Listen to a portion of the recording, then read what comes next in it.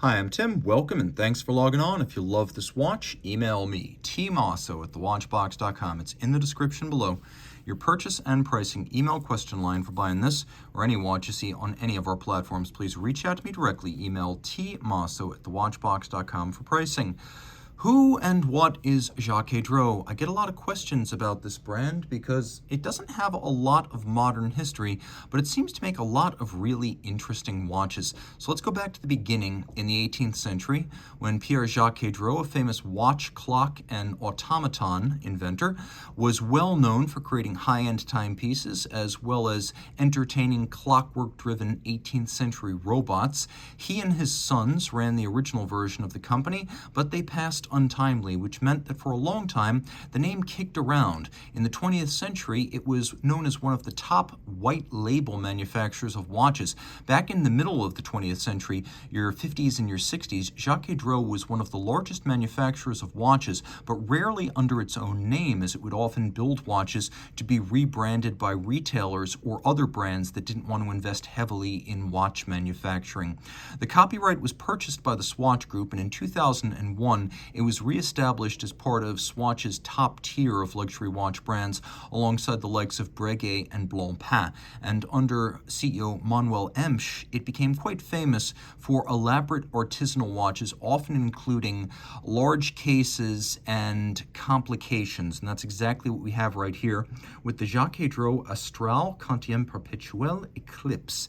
It is an eclipse moon phase with a perpetual calendar and twin retrogrades in a 43mm red gold case. Taking a quick look, you can see that everything here, front and back, is luxury, but it's larger than you would expect for a traditional dress watch. 43 is the diameter, 51 millimeters lug-to-lug is the distance across the wrist. It's actually reasonable at 13.4 millimeters thick, and it has a broad and very modern 22 millimeter spacing between the lugs. So when I put it on my wrist, you get a sense here. It's big. I would wear it on this size, but I think that your wrist needs to be my size or larger to wear this well.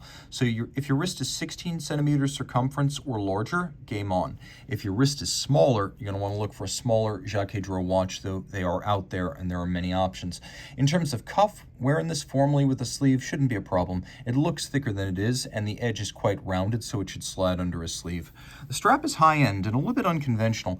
We don't often see medium and small rectangular scale alligator leather, but that's what we've got here. It's a matte finish with a bonded construction, meaning there's no stitching.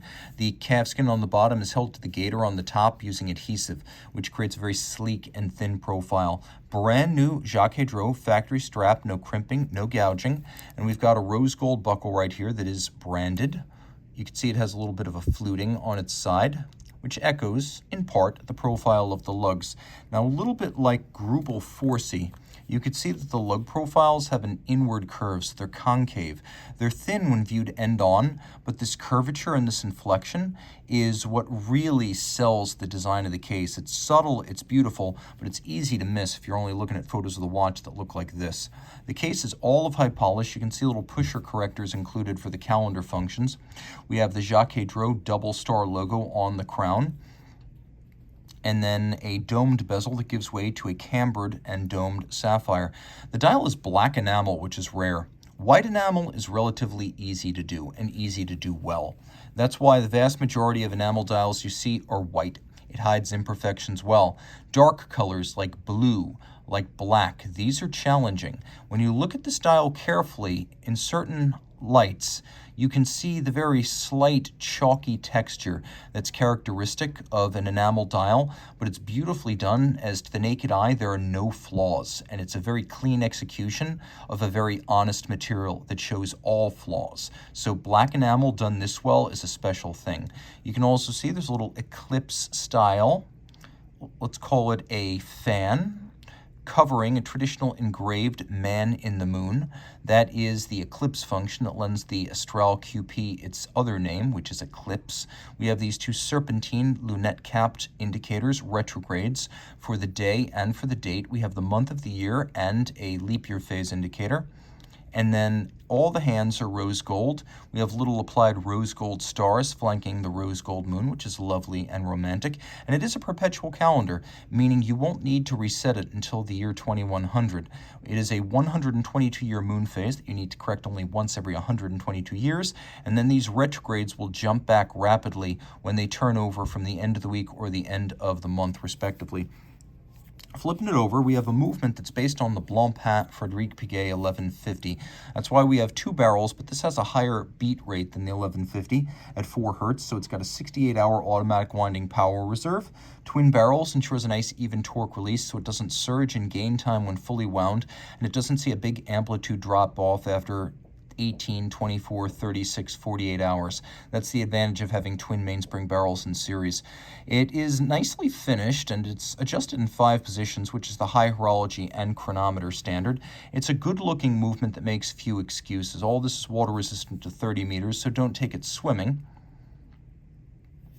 And then it all pivots on 34 joules. So take a look at some of the finishing here. There's a sunray motif cut into the gold rotor. We have nice mirrored bevels that are quite convincing on the bridges, and by that I mean they look like they were started mechanically but convincingly finished by hand. Screw heads are polished. You can see that the barrels and the ratchet wheels have been solarized.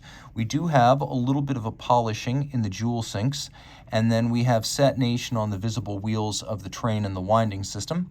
The stripes are handsome, and they do have a gradient, dark on one side, light on the other, which indicates they were run across the bridges by a abrasive wheel rather than stamped. And then we have engine turning on the base plate, so it's all very good looking, solidly high horology. Jaquet Droz makes an estimated 2,000 to 3,000 watches a year, so production is low. Even compared to the likes of Breguet and Blancpain, this is probably the most exclusive mainstream Swatch high luxury brand. Sure, there's a handful of Harry Winston high horology watches per year, but for the most part, if you want the most exclusive high-end artisanal complication from the Swatch group as a whole, you're looking at a very expensive Blancpain or Breguet, or a Jaquet Droz like this by retrograde perpetual calendar moon phase. Reach out to Team Mosso at thewatchbox.com for purchase and pricing details.